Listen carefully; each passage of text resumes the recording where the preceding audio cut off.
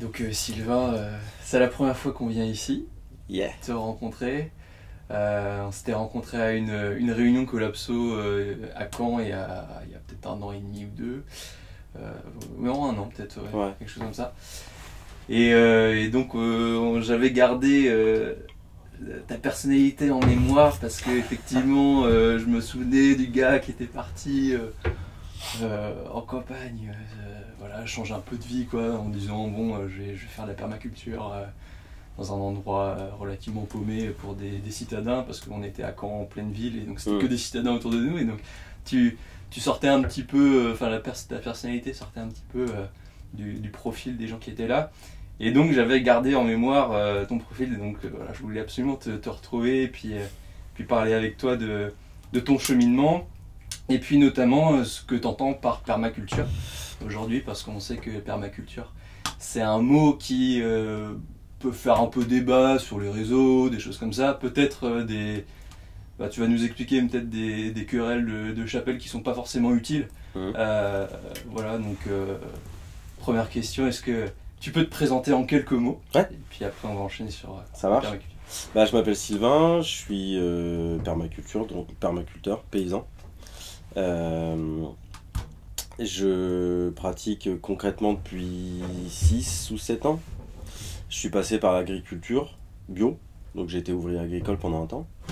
Avant ça, je faisais des choses qui n'avaient rien à voir du tout, j'étais musicien, c'était mon métier. Mais je suis passé donc par l'agriculture bio, classique on va dire. Et puis en parallèle, je me formais en permaculture. Et aujourd'hui, je développe réellement ici, dans l'Orne, un projet en permaculture, enfin avec la philosophie de la permaculture, sur du coup un projet qui est collectif. Je suis seul à travailler dessus concrètement aujourd'hui, mais on est plusieurs à le penser. Et ça se passe sur aujourd'hui 3 hectares, bientôt 5 hectares.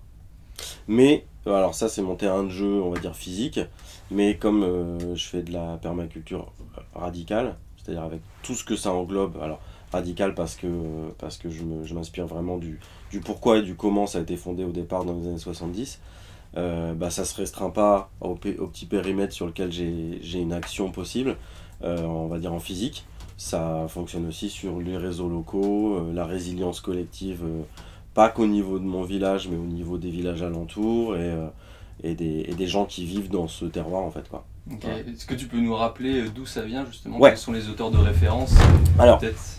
yes. La permaculture, c'est un mouvement qui a été fondé fin 70 par 2 scientifiques australiens qui étaient plutôt axés sur l'écologie, qui s'appelait pour le Bill Mollison qui est décédé, Bill Mollison et David Holmgren. Et ces 2 gars-là ont théorisé en fait une méthode de conception de système humain qu'ils ont appelé permaculture, qui est une contraction au départ pour permanent agriculture. Donc l'objectif initial était de donner des outils à tout le monde, à la population, pour tendre vers une agriculture de subsistance qui puisse être permanente, en opposition au système pluriel qui se casse la gueule. De l'agriculture conventionnelle en fait, qui n'est pas durable en gros. Qui n'est pas durable, Voilà. pour des raisons qu'ils avaient déjà en tête à ce moment-là, notamment la contraction énergétique qu'on est en train de commencer à vivre maintenant, qui était déjà en cours à l'époque dans les années 70 quoi. Donc ce mouvement a été fondé pour ça. Ensuite, ils ont eux-mêmes assumé que l'idée était plutôt, du coup, permanent agriculture, c'est carrément devenu permanent culture. Donc l'idée de pouvoir fonder une culture humaine permanente, grosso modo, c'est on tente d'agir pour que l'humanité puisse continuer d'exister sur cette planète, tout simplement. D'accord. Voilà. Et ça se traduit sous forme d'une méthode, donc qui est un outil avec une éthique qui est définie très simplement, et avec un ensemble de principes qui sont en fait des principes d'aide à la conception, si tu veux. Donc l'idée de cet outil, c'est que chaque personne qui prenne l'outil en main soit en mesure d'être son propre architecte, que ce soit au niveau de son habitat, de son espace, du paysage qui l'entoure, des structures sociales qui l'entourent, que chaque personne puisse être le propre concepteur, designer de ce qui se passe, quoi. Et qu'on n'ait pas à faire appel à des spécialistes pour s'occuper de nous, en fait. Voilà. Il y a une idée d'horizontalité dans le partage de connaissances, même du pouvoir, des choses comme ça. Peut-être que tu peux en parler de l'organisation sociale un peu de la permaculture, parce qu'effectivement on va venir peut-être à l'agriculture après, parce qu'il y a beaucoup de choses à dire, mais l'aspect social de la chose, peut-être, est-ce que tu peux en dire quelques mots? En tout cas, la manière de transmettre en permaculture a été pensée comme suit. C'est vrai qu'effectivement l'objectif est de pouvoir transmettre le plus facilement possible, le plus rapidement possible, au plus de monde possible. Et donc à partir du moment où le module initial de formation, qui dure une dizaine de jours, de 72 heures en réalité, souvent ça se fait sur 10 jours, est intégré, donc on a un peu pratiqué pour s'assurer d'être costaud sur le truc, on peut très facilement, je pense, transmettre. Après, il y a des personnes qui aiment transmettre, il y a des personnes qui aiment moins, ou qui se sentent moins douées pour ça, mais théoriquement on peut, quoi. Et donc, il n'est pas censé avoir une sorte de monopole de personnes qui soient passées par telle ou telle école. En réalité, ça, faut le faire un peu au jugé. Donc c'est souvent ce qui est décrié dans le monde de la permaculture, c'est-à-dire... Il y a des gens qui disent mais pourquoi on aurait besoin d'un diplôme pour en parler, pourquoi on n'aurait pas besoin d'un diplôme pour en parler, moi je veux pas qu'il y ait de diplôme, moi je veux qu'il y en ait. Il y a, pendant un temps, et ça existe toujours, il y a une association, qui s'appelle l'Université Populaire de Permaculture, ça c'est français, okay. Francophone en tout cas. L'Université Populaire de Permaculture, c'est une asso qui tend à essayer de niveler, enfin de mettre tout le monde à niveau, de s'assurer que les savoirs, les savoirs transmis soient d'une qualité qui soit un peu équivalente, voilà. Que tout le monde soit d'accord sur les grands principes en tout cas. Voilà. Cela dit, ça n'empêche pas qu'il y ait des personnes qui travaillent en permaculture pas du tout dans ce cadre-là. Donc en fait, c'est très libre. C'est à chacune de s'approprier la chose, enfin de la faire sienne et de travailler avec. Moi, j'ai décidé de transmettre. Après avoir beaucoup réfléchi, parce que c'est vrai que ne serait-ce que le mot permaculture est souvent très mal compris, voire critiqué, et je me suis pendant longtemps posé la question de savoir si c'était une bonne idée en fait de transmettre ce que je voulais transmettre sous ce terme-là. Puis finalement je me suis dit si vas-y fonce, parce que je pars du constat que très souvent, enfin vraiment dans la majorité des cas, et je fais que le vérifier, le concept de permaculture est mal compris. Possiblement parce qu'il n'a pas forcément été super bien transmis non plus. Mais peut-être que s'il n'avait pas été bien transmis, c'est parce qu'il a été mal compris aussi au départ. Donc c'est un peu le serpent qui se mord la queue. Et je me suis dit, si tu peux travailler là-dessus, travaille là-dessus, quoi. Donc en plus de mes activités de terrain, donc où je développe un lieu, un paysage, un mode de vie, de l'habitat, etc., j'essaie simplement d'inviter les gens à venir se former sur ce qui est selon moi la permaculture radicale. Radicale au sens la racine, c'est-à-dire qu'est-ce que ça voulait dire avant que tout le monde pense que c'est faire des buts. Voilà. On peut y venir. C'est faire des buts, pailler et être gentil, redistribuer les surplus. Et donc du coup, il y a un truc qui est vachement... Il fait chaud, hein. Ouais, très bien ici. Ouais. C'est du bois du terrain, hein. C'est du bon chêne, donc le chêne ça chauffe. La permaculture, la théorie est basée sur 3 principes éthiques. Donc, je t'en parle pour donner un exemple en fait de la manière dont parfois c'est transmis et dont le discours initial a pu être un petit peu vidé d'une partie de sa substance. Très souvent en France, quand tu te formes, alors tu regardes une vidéo sur YouTube ou tu vas te former chez quelqu'un, on te dit l'éthique de la permaculture, c'est prendre soin de la terre, prendre soin des hommes et redistribuer les surplus. Partout on te dit ça. Et dans les bouquins qui sortent, etc. Très bien, donc prendre soin de la terre. Alors, je sais pas, moi je comprends dans le sens prendre soin des écosystèmes en général, prendre soin de ce qui nous nourrit, prendre soin de ce qui fait qu'on peut vivre, et puis pas que de nous, quoi. Le deuxième point, c'est prendre soin de l'humain. Donc moi, j'aimerais bien que ce truc, souvent quand je le présente, je dis, en fait, on pourrait dire prendre soin des animaux, du vivant en général. pas que de l'humain. Voilà, tout simplement, quoi. Et puis le troisième point, donc ces deux points-là, ils mettent tout le monde d'accord, hein, prendre soin des écosystèmes et prendre soin des êtres qui les composent. C'est difficile de pas être d'accord avec ça. Le troisième point est souvent présenté comme donc redistribuer les surplus.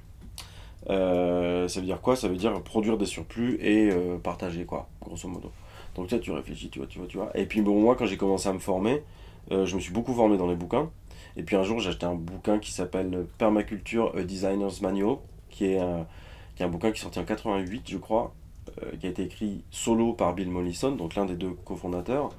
Et dans cet énorme pavé, il retrace, enfin, donc, A Designer's Manual, c'est le manuel du designer, le manuel du concepteur. Donc l'idée, c'était de continuer d'accompagner les gens dans leur capacité à faire eux-mêmes. Et dans ce bouquin, dans l'introduction, les principes ne sont pas présentés de la même manière. Mais ce bouquin, il n'a jamais été traduit en français. Donc est-ce que ça vient de là?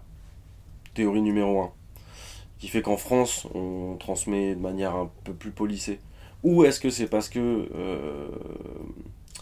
dans certains cas, les gens ont senti le business qu'il y avait derrière, potentiel, et du coup, ont polissé le discours pour que ce soit plus ouvert à un plus large public. Ouais, démocratiser. Alors démocratiser, ouais, en tout cas, de pas froisser, de pas trop froisser. Ouais. Bah oui, parce qu'en fait, dans ce bouquin-là, le troisième principe, il est énoncé comme tel, porter des limites à la population et à la consommation. D'accord. Principe d'autorégulation, quoi. D'accord. Alors ça touche à la question de la démographie. Ouais.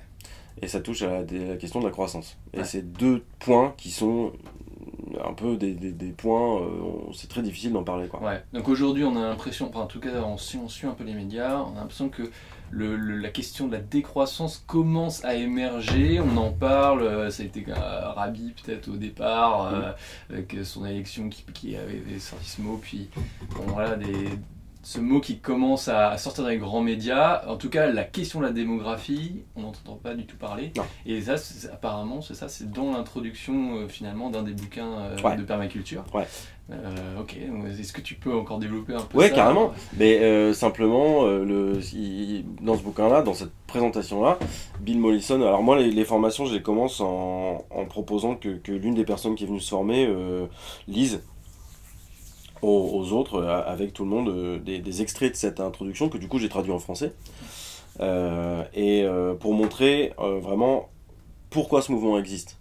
Et donc dans cette introduction, il y a notamment ce principe qui est jamais traduit comme ça en français. Donc là clairement c'est un principe d'autorégulation, c'est-à-dire que ça dit on ne peut pas se développer en tant qu'espèce, on ne peut pas mettre des humains partout sur la planète et se dire que ça va bien se passer. Il y a un seuil, il y a des seuils à partir desquels on va surexploiter les ressources, c'est déjà le cas, et si on va dans ce sens-là, on va droit à des gros soucis. À côté de ça, dans ce même principe, porter des limites à la population et à la consommation, il y a aussi l'idée de déconsommer, quoi. C'est-à-dire de consommer moins différemment. C'est-à-dire, on est toujours à peu près obligé de consommer tant de grammes de nourriture avec tant de nutriments par jour. La grande question, c'est d'où elle vient. Voilà. Dans cette introduction, on capte aussi que, il y a des phrases très très fortes qui sont écrites et qui sont, je dirais même encore plus radicales que certains discours de ce qu'on appelle aujourd'hui maintenant en France des discours collapso ou effondristes. Enfin, en tout cas de personnes qui basent un discours sur des faits scientifiques avérés, qui sont systématiquement vérifiés, en tout cas qui basent leur discours sur des études scientifiques qui ont été publiées dans des revues peer-reviewed, quoi, donc bon, la base de ce qu'on peut considérer comme sérieux scientifiquement, et qui nous disent on va droit dans le mur en termes d'exploitation des ressources, de pollution, d'évolution du climat, etc. Et Bill Mollison en 88 étale tout ça sur une très longue introduction, et tu te rends compte que le mouvement de la permaculture, il est basé exactement sur le constat que font actuellement en France ceux qu'on appelle les collapsologues. Et c'est assez marquant aussi. Quand tu lis ça aux personnes qui viennent se former, tu captes tout de suite que 100% sont en accord avec le constat. Voilà.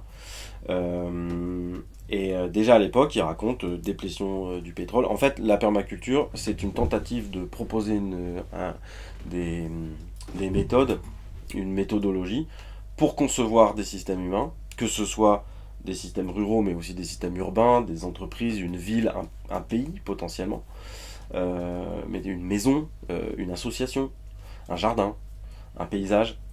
Donc tout ça, on peut le concevoir en se basant sur les principes de la permaculture, mais ce qui est clair, c'est que ça a été pensé pour dire il faut qu'on aille vers une préparation à... On n'a plus de pétrole.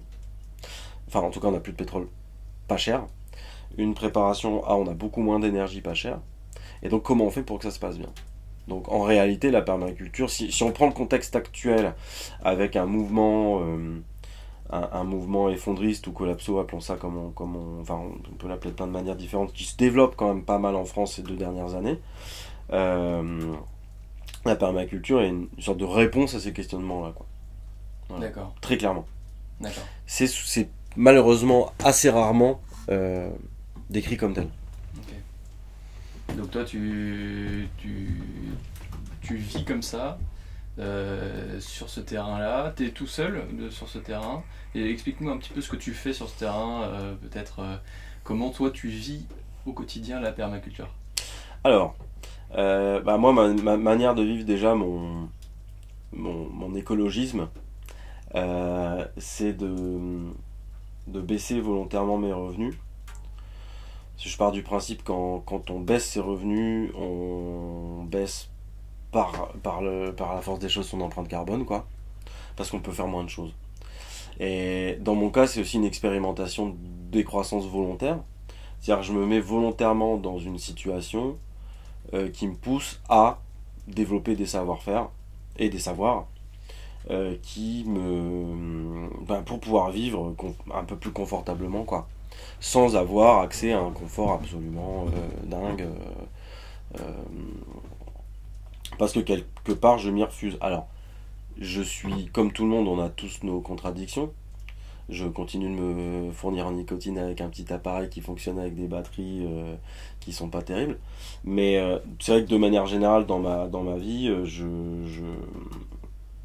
j'essaie d'aller vers ce mode de vie qui tape beaucoup moins dans les ressources fossiles, d'abord.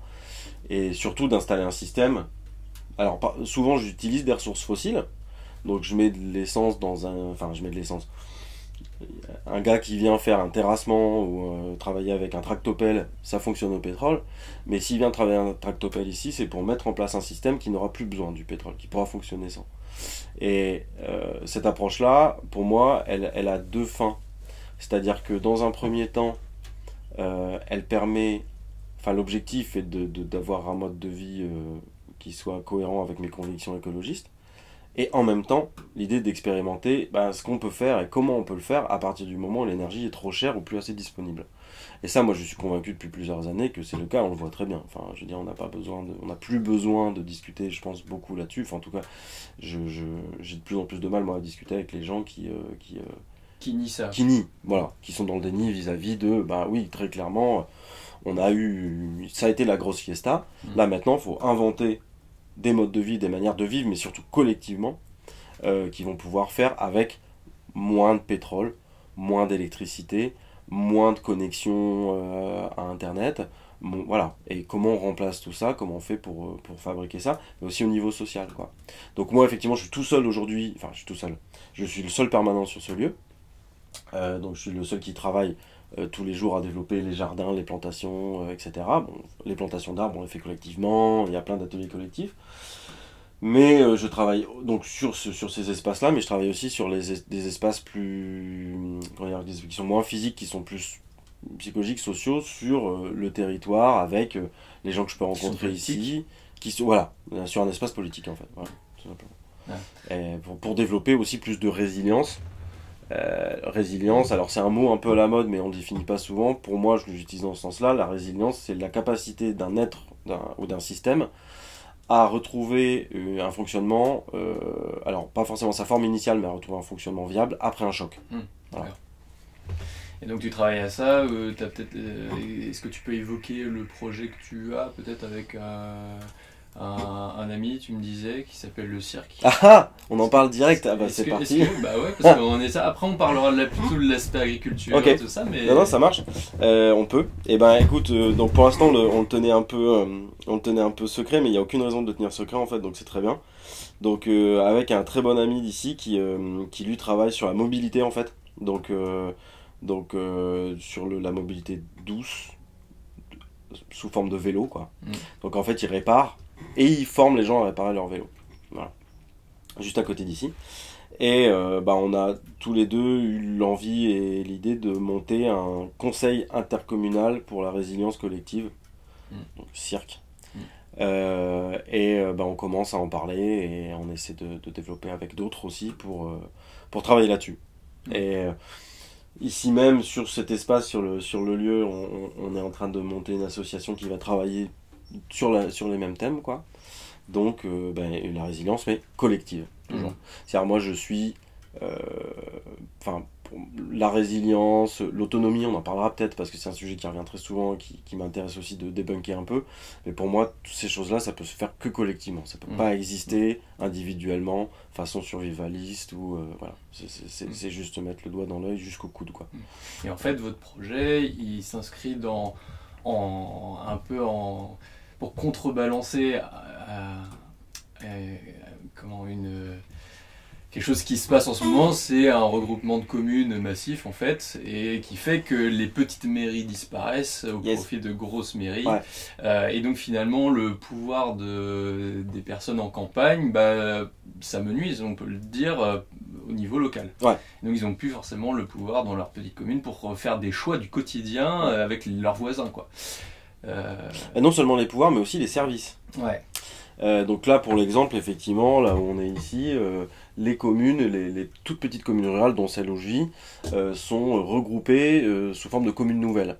Donc si tu veux, au niveau géographique, tu as une commune qui est un peu plus grosse que les autres, qui est un peu plus attractive que les autres, où il y a plus de services en tout cas, qui regroupe du coup administrativement la gestion administrative d'un ensemble de petites communes. Et du coup, on a bientôt plus de conseils municipaux. Voilà. Tout simplement.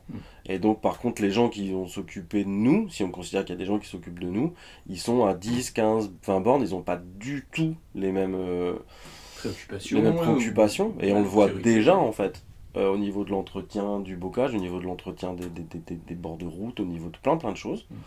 C'est en train de se déliter. Et du fait, notre réponse à nous vis-à-vis de ça, c'est aller un peu sur deux points. Il y a certaines personnes qui ont plus travaillé sur le plan politique, j'entends par là dans la manière dont c'est déjà organisé aujourd'hui, donc essayer d'entrer en action politique, à rentrer dans des conseils municipaux de ces communes nouvelles, à aller travailler à ce niveau-là. Et puis on est aussi tout un paquet, et souvent c'est les mêmes personnes qui font les deux, à aussi travailler sur des réseaux informels en fait. Sur des réseaux qui ne rentrent pas dans des cadres attendus ou préexistants, mais qui sont plutôt sous forme de conseils citoyens. Voilà. Nous, quand on parle de conseil intercommunal pour la résilience collective, on parle de 15-20 communes, quoi, minimum. Et si on pouvait se mettre... Alors, on verra à quelle échelle ça peut prendre avant que ce soit trop gros, mais si c'est trop gros, c'est pas grave, il faut juste le faire redescendre un peu, et puis qu'il y a un autre cirque qui existe à côté, et puis en fait, ensuite d'avoir un réseau de plein de cirques, quoi. Enfin, de cirques, ou ça s'appelle autrement, on s'en fout un peu. Et c'est vachement bien, parce qu'on se rend compte que à partir du moment où tu commences à te mettre en réseau et à discuter, tu te rends compte qu'il y a plein de gens qui partagent les mêmes préoccupations, qui partagent les mêmes envies, qui ont envie de se réapproprier aussi la décision collective, qui ont envie de jouer collectif aussi, et ça c'est super rassurant, et il y a une sacrée dynamique qui découle de ça, quoi. Alors il y a les locaux qui, pour beaucoup, ont un certain âge, ils ont un passif ici, ils ont vécu tout le temps ici. Tu me parlais d'anciens paysans notamment, qui ont même vécu avant, disons, la Révolution verte et puis l'agriculture conventionnelle. Et aujourd'hui, il y a beaucoup de jeunes qui s'installent par ici, en tout cas tu le découvres au fur et à mesure, mais en fait tu te rends compte qu'il y a une tendance... cette tendance qui est assez forte, notamment dans le secteur ici. Donc on est près de Briouze, pour ceux qui connaissent, entre Flers et Argentan. Yes. Et ça, c'est plutôt rassurant. Donc. Oui, carrément. C'est rassurant, puis surtout c'est super enivrant, parce que moi j'ai vécu dans d'autres zones rurales auparavant, dans lesquelles malheureusement j'ai rencontré Je me suis fait des super amis, mais pas un réseau suffisamment gros pour avoir un impact. Et en fait, ben, effectivement, ici, dans ce petit coin de l'Orne, à l'entrée de la Suisse normande, ben, je sais pas, j'ai énormément de chance, je suis bien tombé. Et beaucoup des projets que j'avais dans l'idée de monter, mais bon, en se disant je vais être tout seul à monter ça, donc il va falloir y aller, quoi. Ben, ils existent déjà. Et le réseau est déjà là, les gens sont déjà là, les trucs sont déjà lancés. Je suis complètement devancé à plein de niveaux, et c'est génial, quoi. Parce qu'en fait, il y a une dynamique hyper forte. Je veux dire, tu rentres dans une zone hyper rurale, très paumée, et t'en arrives au stade où tu rencontres des gens, et c'est plus possible d'avoir une soirée pour soi, quoi. Et ces soirées, elles sont pas occupées que par du loisir un peu oisif, mais un peu. Mais beaucoup par des réunions, quoi. Des réunions pour monter des projets, pour monter des assos, pour monter des systèmes d'achat, des groupements d'acheteurs, des locaux collectifs dans lesquels on pourrait installer des ateliers pour bosser ensemble et pour pouvoir mettre en commun ce qu'on galérerait à faire en solo. Enfin, effectivement, c'est super enivrant. Alors, je pense, j'espère en fait que dans les années qui vont venir, beaucoup de zones rurales vont voir ce genre d'initiative s'installer. Il s'avère qu'ici, c'est déjà en route depuis quelques années, grâce à des gens qui sont venus déjà avant. Et puis on amène de l'énergie là-dedans et c'est top, quoi. Ok. Là, c'est un petit appel implicite à tous ceux qui regardent la vidéo. C'est un super coin, enfin moi en tout cas je veux dire les gens bien que je connais et qui me parlent un peu d'envie de changer de mode de vie, d'aller plus vers la ruralité, etc. Je leur dis viens faire un tour ici, c'est chouette, quoi. Après de toute façon oui, il n'y a aucune envie de se planquer, de pas parler du coin. Bon alors moi je parle pas trop du nom du village parce que je connais des lieux qui sont développés en permaculture, qui à force de communiquer très très fort se retrouvent un peu submergés. Donc je préfère que les gens qui veulent venir fassent un peu un boulot de leur côté pour savoir où c'est et pour venir éventuellement se former et du coup découvrir le coin. Mais effectivement tu parles du coin géographique, mais oui, là il se passe un truc. Après à 10 bornes, 15 bornes par là ou par là, je sais pas si c'est aussi fort, hein. Là il se passe quelque chose ici sur 5 km à la ronde, en fait. Très fort. Mais pour moi c'est l'échelle de demain. Enfin en fait c'est l'échelle de maintenant que moi je pratique maintenant, mais c'est l'échelle de demain. C'est la sur-relocalisation, quoi. C'est-à-dire en fait nous avec les potes on se dit attends t'es en train d'acheter un terrain là, d'accord, on va bosser ensemble dessus, mais à combien de temps je suis de chez toi en vélo, à combien de temps je suis de chez toi à pied, à combien de temps je suis de chez toi à cheval. Enfin tu vois, on se pose ces questions là, quoi. Donc pour moi cette échelle là elle est parfaite, quoi. D'accord. Au niveau de la géographie du territoire, ici c'est assez vallonné. Il y a encore du bocage, il y a des haies, il y a beaucoup de ruisseaux un petit peu. Est-ce que tu peux nous faire un tour des environs et en fait quel est l'avantage aussi pour toi, et là on y vient enfin, c'est-à-dire le côté un peu agriculture de la permaculture. Est-ce que tu peux nous parler un peu de ça? Alors dans ce coin-ci, donc mettons Suisse normande, on est dans un... Alors pourquoi ça s'appelle la Suisse normande de mon interprétation, hein, c'est parce que le paysage est relativement vallonné. Le fait que ce paysage soit relativement vallonné, je pense que ça a aidé ce paysage à être conservé sous forme de bocage. Donc le bocage, c'est un mélange de bois, de pâture, avec beaucoup de haies et beaucoup d'arbres. Le bocage, c'est arboré. Donc en fait, c'est un paysage agricole qui était le paysage agricole, de la paysannerie d'antan, quoi. Voilà. Mais jusque dans les années 50, 40 ou 50 en France. C'est-à-dire des petites parcelles, pas des parcelles énormes, beaucoup d'arbres, des haies, et donc encore ce qu'on appelle de la biodiversité, ce que je préfère appeler juste du vivant, quoi. Des animaux, des insectes, des plantes, une diversité de bestiaux et de plantes qui vivent là-dedans, quoi, parce qu'ils ont encore de l'habitat, quoi.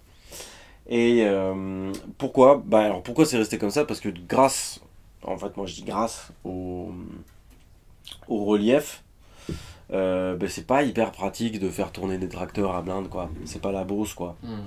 Donc c'est beaucoup plus compliqué ici de tout raser tous les arbres et de faire des grandes parcelles pour faire n'importe quoi. Désolé les gars, mais c'est n'importe quoi. La Beauce, c'est d'une tristesse absolue. Enfin, je veux dire, toute personne qui traverse la Beauce sans chialer, faut vraiment qu'elle se remette en question, quoi. Euh, et donc ici, c'est ça qui a, je pense, préservé le paysage, et aussi le fait que l'agriculture reste très très basée sur l'élevage, en fait, donc qu'au final, ce système de bocage reste pratique, parce que finalement, c'est des clôtures naturelles, et que ben, ça arrange les agris qui font de la vache beaucoup autour, de pas avoir à réentretenir des clôtures, voilà. Donc par contre, ce qu'ils font, c'est quand même, dès que c'est un peu plat, bon, ils font sauter les arbres, et puis ils font du maïs pour nourrir leurs vaches. Euh, Moi, je pensais que les vaches mangeaient que de l'herbe, enfin de l'herbe ou du foin, mais apparemment on leur donne du maïs. Maintenant, Et on peut même méthaniser. oui, on peut méthaniser, on peut. Alors il y a un projet de méthaniseur apparemment pas très loin. Je me demande quelle sera la qualité du maïs qui sera cultivé pour mettre dans ce méthaniseur. Mais voilà. En tout cas, ce paysage a été préservé de par son relief et du coup, bah, on a la chance d'être dans un coin où il y a encore beaucoup de où le vivant est présent, quoi. Donc du coup, c'est un peu moins complexe de relancer un système ici qu'ailleurs. Euh, les sols sont pas complètement morts. Ok. Alors, on y vient. Qu'est-ce que tu as fait pour l'instant? Qu'est-ce que tu as planté? Quelle est la vision un petit peu du terrain que tu as au long terme? Bon, alors en ce qui concerne ce projet ici, l'un des objectifs, c'est d'expérimenter l'autoproduction à plein de niveaux, au niveau alimentaire, au niveau énergétique. Alors moi je peux, c'est surtout sur ces deux sujets-là sur lesquels je me sens pertinent et sur lesquels je travaille aujourd'hui, les productions alimentaires et énergétiques. Quand je parle d'énergie, je parle de bois surtout, production de bois, alors aussi pour construire, mais avant tout pour se chauffer. C'est une des problématiques en milieu tempéré où on a un hiver, c'est-à-dire qu'il y a quand même une longue partie de l'année où... et puis bon, la Normandie c'est quand même connu pour être spécialement humide, donc c'est bien de se chauffer quand même. Donc voilà ce qu'on fait, et alors moi je parle pas d'autonomie, je parle d'autoproduction quoi. L'autonomie au stade où j'en suis, puis au nombre qu'on est, j'y crois pas du tout. Pour moi tu peux pas envisager quelque forme que ce soit d'autonomie le- sous la barre des 150 ou 200 personnes qui bossent ensemble pour faire un truc, quoi, je pense. D'accord, sur tous les aspects de la vie en fait. Ouais, oui, parce qu'en fait, Ouais. t'as beau être autonome en tomate, alors être autonome en tomate par exemple, c'est pas compliqué. Mais je sais pas si le sujet de l'autonomie, du coup, on l'aborde maintenant ou plus tard. On peut y aller. Bon, un des aspects qui est, moi, en tant que formateur en permaculture et aussi en tant que juste citoyen, être humain, on parle souvent d'autonomie avec beaucoup de gens qui ont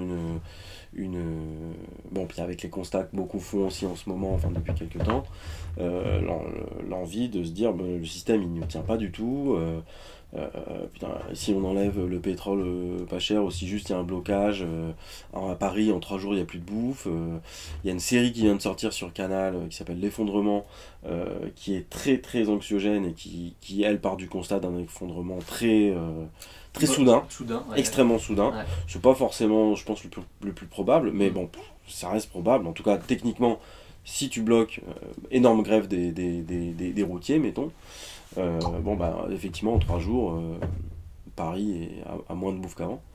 Bon, donc beaucoup de gens ont des envies d'autonomie, c'est-à-dire de se mettre un peu à l'abri, voilà, de ce genre de. Des réflexes survivalistes. Ouais, un espèce de réflexe de Ouais. production, de protection, voilà. Et il y a plein de questions qui se posent, du genre. Alors qui pour moi sont des questions qui ne peuvent pas avoir de réponse. Quelle surface il faut pour être autonome? Combien de temps faut bosser par semaine pour être autonome? Autonome en quoi? Quelle la surface? Mais 500 mètres carrés dans une zone humide, c'est pas 500 mètres carrés en forêt, c'est pas 500 mètres carrés dans un jardin en ville, quoi. Donc ces questionnements-là, ils sont problématiques. Pour moi, la question à se poser, c'est déjà à quel niveau tu aimerais t'autonomiser, c'est-à-dire autoproduire, et puis combien tu seras pour le faire, pendant combien de temps. Est-ce que tu veux que le système que tu montes, il continue de fonctionner même quand même quand tu seras mort, ou est-ce que quand tu t'arrêtes, il ne s'arrête plus rien, ou est-ce que le jour où tu te fais une énorme tendinite, tu es toujours autonome ou pas? Être autonome en tomates, c'est facile. Être autonome en céréales, c'est pas la même. Être autonome quand on s'est blessé et qu'on est tout seul, on n'est plus du tout autonome. Donc cette question de l'autonomie, elle est souvent très, très, très survolée. Et dès qu'on s'y met un petit peu, alors moi à 4-5 ans, j'avais des fantasmes aussi, hein, dès qu'on s'y met un peu à autoproduire, et à essayer de se donner des challenges, parce que c'est ce que je fais aussi. Genre, bon bah, là, il faut que je me... Telle plante, les légumineuses, les courges, les machins, là, c'est parti. J'en achète plus, même j'en ai trop, j'en donne. Voilà. Ces expériences-là amènent tout de suite à dire que l'autonomie individuelle est un leurre absolu. Et je pense qu'en plus, c'est quelque chose qui est absolument pas désirable, quoi. C'est pas désirable du tout. Travailler tout seul pour produire 100% de sa bouffe, si on y arrive en faisant évoluer parce que tu es forcément obligé de faire évoluer ton régime alimentaire si tu veux atteindre une forme d'autoproduction que tu trouves chouette, quoi. Tu fais que ça H24 tout le temps, et puis tu te couches à 19h et enfin voilà. D'où l'idée en fait de ce qu'on disait au début, donc c'est-à-dire faire grandir le lieu, qu'il y ait des gens qui viennent avec toi et que aussi vous connaissiez bien les villages aux alentours et qu'il y ait une résilience sociale aussi, quoi. Ouais. Et donc au niveau de la production aujourd'hui, donc ça fait 1 an et demi, un peu plus, que tu es ici. Ouais. T'as planté des arbres. Oui, beaucoup. T'as planté des légumes, t'avais des poules et un peu de volaille. Oui. Pardon, excuse-moi. Vas-y, est-ce que tu peux expliquer un petit peu le système que toi tu... Moi là j'y vais petit à petit parce que j'utilise, alors pour les productions alimentaires, j'utilise les méthodes qui sont en train d'être démocratisées par une association qui s'appelle Maraîchage sur sol vivant, qui sont normands d'ailleurs, bravo, il se passe vraiment un truc en Normandie, et bravo pour ce qu'ils font, parce que pour moi c'est un des mouvements agricoles les plus top actuellement, peut-être au niveau mondial. Bon, c'est très très simple, hein. C'est 0 travail du sol, 0, même pas de grelinette, hein. Ah oui, d'accord. On arrête. La grelinette, c'est du travail du sol. D'accord. Donc 0 travail du sol et une couverture permanente. Donc vraiment, ça repart de la théorie de la microbiologie des sols, quoi. Enfin, de ce qu'on sait sur la microbiologie des sols, qui est d'ailleurs plus étudiée aujourd'hui en France. Les derniers acteurs là-dedans, c'est ceux qu'on connaît très bien, c'est Claude et Lydia Bourguignon, qui parlent de ça. Et donc, partant du principe qu'un sol qui est mort donne plus rien du tout, le but c'est de faire en sorte que le sol soit vivant. Et que la vie du sol, c'est-à-dire les bestiaux, les champignons, les plantes qui vivent là-dedans, fassent le boulot qu'on ne saura jamais faire avec des machines. Ça part du principe que le labour est une erreur de parcours dans l'histoire de l'humanité, qu'en réalité le labour profond tel qu'on le pratique depuis quelques dizaines d'années, c'est un truc qui n'a aucun passé, c'est-à-dire qu'avant ça, les gens avec les charrues, ils gratouillaient un peu la surface du sol, quoi, mais rien de plus. Et ça n'a aucun avenir, que ce soit pour des questions énergétiques ou simplement de résilience des surfaces agricoles. Les rendements agricoles en conventionnel avec labour s'effondrent, et ils vont continuer de s'effondrer pendant les années qui viennent, et il faut qu'on transfère sur des nouvelles techniques, et donc c'est pas du tout la même approche, c'est pas du tout le même outillage non plus. Donc moi je pratique ça et je forme en du coup jardinage sur sol vivant, parce que j'ai été maraîcher. J'ai été maraîcher et éleveur, moi, en fait, en Bourgogne. Et je souhaite plus être maraîcher. Par contre, je souhaite former les gens à avoir leur propre système de production de légumes, de plantes annuelles, quoi.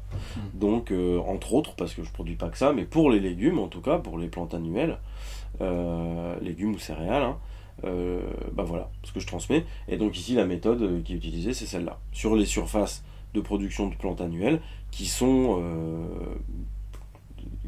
petites par rapport à la surface du lieu, quoi. Le but ici, c'est de développer un système qui se rapproche de la forêt. Parce que de toute façon, pour travailler en maraîchage sur sol vivant ou en jardinage sur sol vivant, c'est-à-dire on amène un couvert permanent, donc je disais les 2 points, c'est 0 travail du sol et couvert permanent. Ce couvert, il sert à nourrir la vie du sol.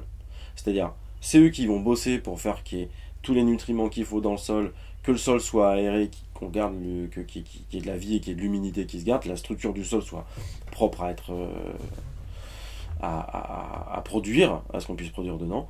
Donc du coup, nous, notre boulot, c'est plus de travailler le sol, c'est de nourrir ce biotope, quoi. Et donc pour nourrir ce biotope, on lui amène du carbone. Ça peut être de la feuille morte, ça peut être de la paille hachée, ça peut être du foin, ça peut être du broyat de bois, ça peut être plein de trucs. Et donc moi, je vois la manière la plus passive, en fait, de produire donc sans énergie fossile, de produire du carbone, c'est les feuilles mortes qui tombent des arbres. Donc l'objectif ici, c'est pas que pour ça qu'on plante plein d'arbres, hein. Mais l'objectif ici, c'est de refaire une sorte de forêt avec des clairières dans lesquelles on cultivera, et pas que, qui nous permettra, entre autres, de nourrir ces surfaces-là, de manière la plus passive possible, quoi. Après, on ne ponctionne pas 100% des feuilles de l'arbre, hein, parce que le système de l'arbre, il a besoin de ses feuilles pour se nourrir en dessous. Donc, avoir beaucoup d'arbres, ça nous permettra de prendre un tout petit peu sous chaque, et puis au final, de nourrir nos jardins. Mais l'arbre, ici, c'est un peu la base du projet, quoi. Alors, malheureusement, c'est ce qui se voit le moins aujourd'hui. Aujourd'hui, tu arrives ici, tu vois des gaines noires en plastique, avec dedans des trucs, tu sais même pas ce que c'est. Mais l'arbre, c'est vraiment la base. Pour moi, s'il y a un être vivant sur Terre qui peut nous sauver la mise, c'est l'arbre. Pas rien d'autre. Donc on essaie de développer des systèmes pour ne pas avoir à couper ceux qui existent. Donc on développe aussi petit à petit des systèmes d'isolation des habitats et de systèmes de combustion, enfin des systèmes de chauffe qui soient très économes en bois. Et puis à côté de ça, on plante beaucoup de jeunes arbres pour produire ce dont on a besoin, parce que l'existant très noble, c'est surtout beaucoup de chênes, du hêtre, etc., qui sont très vieux, mais on a besoin de... Nous, ce qu'on aimerait, c'est une forêt qui nous nourrisse, quoi. Une forêt qui soit comestible au maximum, en fait multi-usage, parce que on peut construire, on peut se chauffer, on peut... qui soit mellifère aussi. Voilà, des arbres qui sont pas comestibles pour nous, mais qui sont comestibles pour d'autres espèces, qu'on puisse nourrir en partie aussi une partie des animaux sauvages qui traversent ce lieu, et dans les zones où on veut bien qu'ils traversent, on les laisse traverser, et du coup qu'ils puissent manger aussi ici et boire. Mais que nous on puisse se nourrir aussi, voilà. Donc on plante beaucoup de châtaigniers parce qu'ici ça pousse. La châtaigne, c'est de la calorie qui tombe toute seule d'un arbre tous les ans, quoi. C'est des patates sur arbre. Donc on sait que moins on fait d'agriculture annuelle, plus on est résilient. Parce qu'on n'a pas besoin, enfin je veux dire c'est très passif, donc avec peu d'énergie, voilà, il y a des châtaignes qui tombent, on les ramasse, on les transforme, il faut s'équiper, il faut... Mais les gens ont fait ça pendant super longtemps, quoi. Donc voilà, la châtaigne, la noix, la noisette, la pomme, la poire, voilà, on développe tout ça, et le but ici d'être ce soit un système qui tourne autour de l'arbre. Et aussi parce que on commence à se taper des sacrés étés, je sais pas si tu t'es rendu compte, mais en fait ici pendant les périodes de canicule, les seuls endroits vivables, c'est près des rivières, sous les arbres, ouais. C'est sous les arbres, quoi. Et donc on veut pouvoir continuer de fonctionner, même avec des étés qui deviennent franchement pas agréables par moment, quoi. Donc voilà le projet purement paysager, vraiment on tourne autour de l'arbre, il y aura des toutes petites clairières de production. Moi aujourd'hui sur ce que je produis, donc je produis mes légumes, pour moi d'ailleurs on est... Alors courageux mais pas téméraire, on est plus nombreux souvent l'été que l'hiver. Un petit clin d'œil aux copains, mais ça c'est vraiment une vanne parce que ils sont très courageux tous et toutes. Mais bref, des légumes, ça c'est la base. Je pense que franchement, même quand on n'a pas une forme physique incroyable, on peut produire une grande partie de ces légumes. D'accord. Des légumes du quotidien, et de toute façon ça c'est vraiment ce qui vaut le coup de produire soi-même à la base, parce que c'est ça qui prend le plus cher dès qu'on passe par un système commercial. Une salade, à partir du moment où tu la coupes, les qualités nutritives s'amenuisent d'heure en heure presque. Donc pour moi une salade, j'apprécie de la manger après l'avoir coupée du jardin et je la mange une heure plus tard. S'il y a un truc à produire, c'est ça. Ouais. Ensuite il y a des choses qui se gardent un peu plus en gardant de la nutrition, des carottes, etc. Bon, ça on fait aussi ici. Là où je commence à travailler, c'est le projet depuis le début, mais là où je commence à travailler, ce qui m'intéresse plus, une fois que cette base-là des consommations de légumes quotidiennes est réglée, c'est plus des choses qui se conservent plutôt en masse. Donc pouvoir être en autoproduction de toute façon sur des choses qui vont tenir l'hiver, la courge, des légumineuses. Je fais des tests en céréales, même si je suis pas fan de ce type de culture, mais il faut que je vois si j'arrive à faire rentrer ça dans un système global. Et puis tout ça, c'est séché, c'est stocké, et c'est de voir comment on peut couvrir notre alimentation entre fin août et juillet, quoi. Parce qu'en fait, la période de production, elle est très courte, et ce que les Anglais appellent le hungry gap, c'est-à-dire la période de l'année où il n'y a vraiment plus rien qui pousse, et il faut avoir des choses qui se conservent pour pouvoir tenir. En fait, c'est pas l'hiver, c'est plutôt le printemps. Et donc comment faire pour ne pas retourner acheter tel ou tel produit. Donc ça c'est là-dessus que je travaille au plus. Enfin, je travaille à ça. Je travaille à de l'élevage aussi, parce que on continue d'être omnivore. Il y a des nutriments aussi que je sais pas où trouver ailleurs que en mangeant une fois de temps en temps un animal. Moi, je suis pas de la. J'ai pas envie de me complémenter en B12 industriel parce que je considère qu'une partie de l'industrie est vraiment une partie de nos gros soucis collectifs actuels et à venir.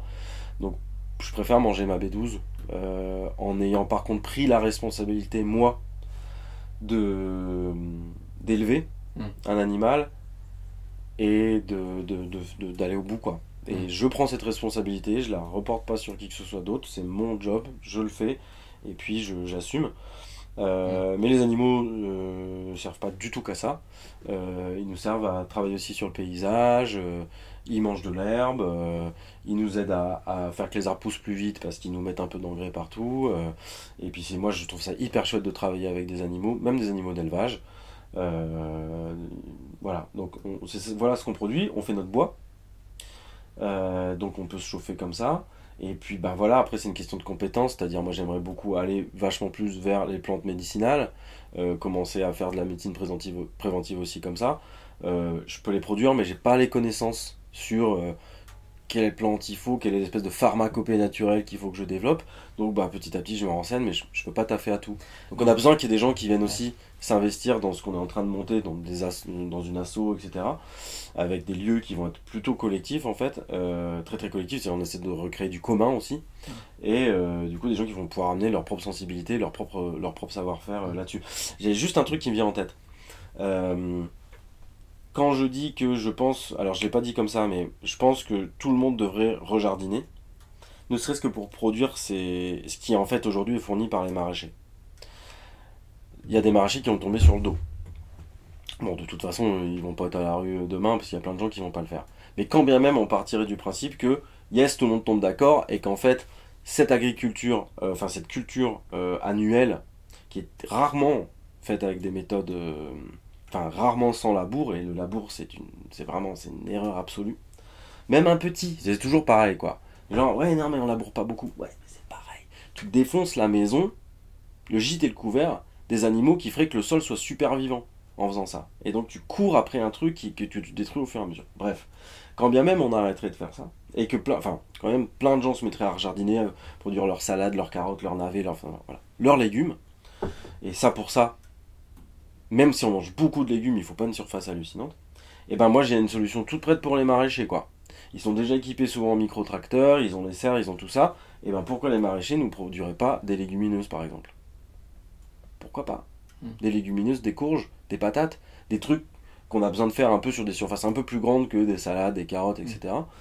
Mais que des poireaux, mais que d'un coup, dont on a besoin quoi. Tu vois, je dis pas les maraîchers sur leur 5000 m² ou sur leur hectare ou sur leurs 3000 m², c'est pas à nous faire de la céréale, mais peut-être bosser sur la légumineuse de garde quoi. Pourquoi pas du haricot sec, pourquoi pas des trucs comme ça. C'est peut-être une option pour qu'ils aient pas peur quoi. Ouais. Si un jour tout le monde se met à cultiver un peu son jardin, ça va pas mettre et de toute façon ça va pas mettre les maraîchers à la rue, et de toute façon je pense que si on a plus ça va aller, plus on va avoir moins de capacité à injecter beaucoup d'énergie pas chère dans ces systèmes agricoles, plus le type d'échelle dont s'occupent les maraîchers aujourd'hui vont être en fait le type d'échelle que qui que ce soit pourra travailler. Donc ils sont déjà prêts en fait. Il y aura une transition à faire, mais les petits maraîchers bio d'aujourd'hui, c'est le modèle agricole de demain. Juste peut-être ils font évoluer un peu leur production quoi. Oui, on parlait tout à l'heure de... Oui, on était sur que chaque citoyen ait son jardin. Ça, c'est une super chose.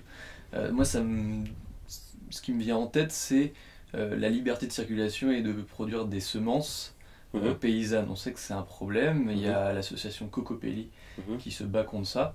Est-ce que tu suis un petit peu la vision de Cocopelli? Est-ce que tu es client de Cocopelli pour tes semences? Oui, ça m'arrive. Ouais. Est-ce que tu as quelle est ton opinion là-dessus? Quelles sont tes idées? Comment tu travailles par rapport à ça? Bon, pour moi, c'est pas...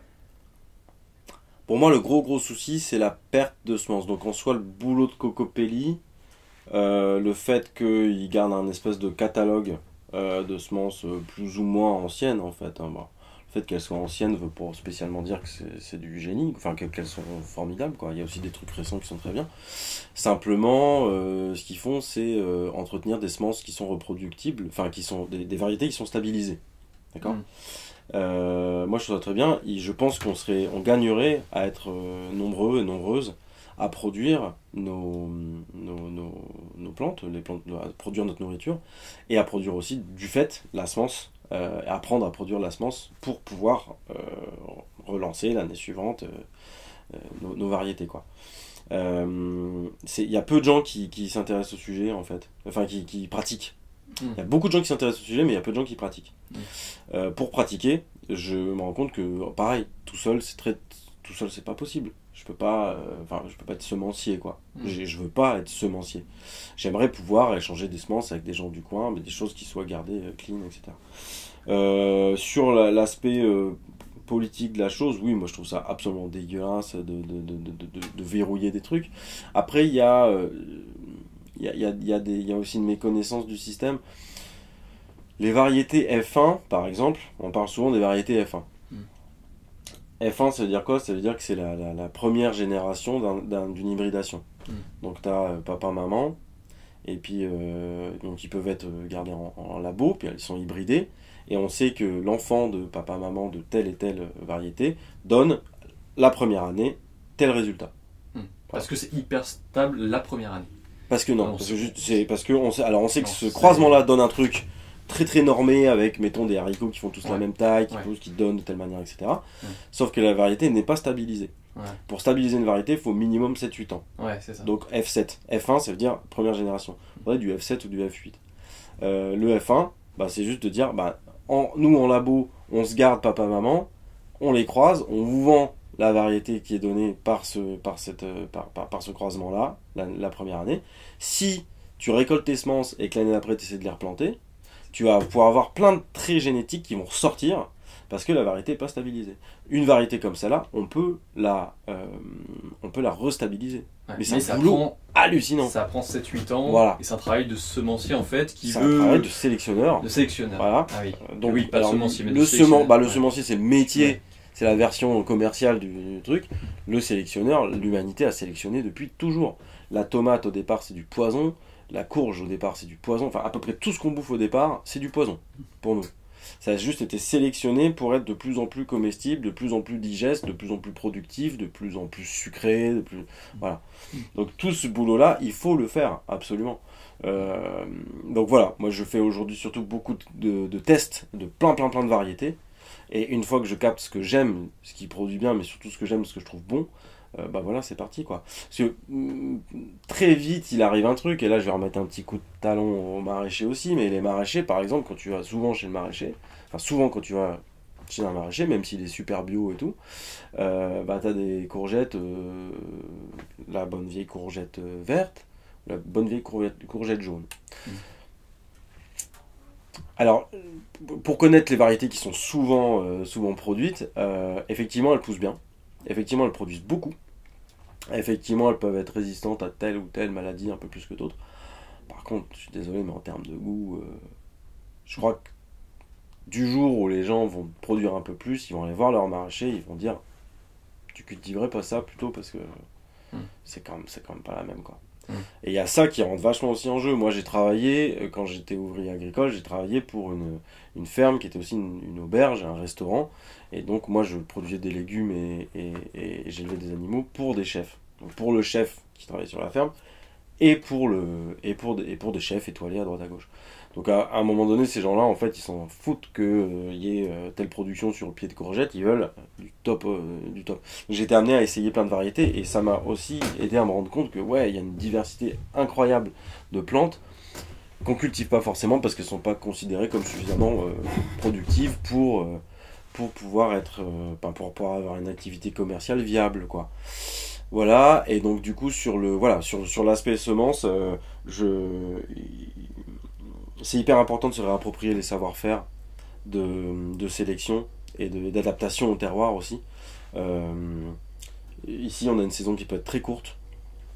C'est sûr que certaines variétés de courges que j'aime beaucoup, je sais que j'ai un peu de boulot ou dont j'ai besoin, je sais que j'ai un peu de boulot pour sélectionner les sujets les plus précoces.